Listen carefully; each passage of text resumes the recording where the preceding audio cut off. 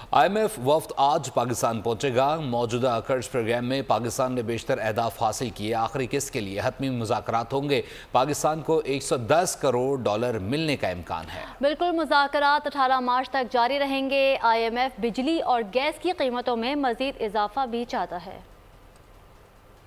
मईशत की बहाली का मिशन। IMF के जायजा मिशन के साथ मुज़ाकरात 14 से 18 मार्च तक शेड्यूल। पाकिस्तान ने स्टैंड बाय मुआहदे के तहत आखिरी किस्त लेने के तमाम अहदाफ पूरे कर लिए। अगर IMF के साथ स्टाफ सतह का मुआहदा हो गया तो जायजा मिशन $1.1 अरब की किस्त जारी करने की सिफारिश करेगा। जायजा मिशन की सिफारिशात की IMF एग्जीक्यूटिव बोर्ड से मंजूरी के बाद किस्त जारी होगी। वजीर खजाना मोहम्मद औरंगजेब का कहना है, IMF से पाकिस्तान की तारीख का सबसे तवील मुद्दत का प्रोग्राम लेना चाहते हैं। अगर मुआहिदा तय पा गया तो मुआशी नज़्म ज़ब्त रहेगा। IMF से मौजूदा कर्ज प्रोग्राम की आखिरी किस्त में कोई रुकावट नहीं।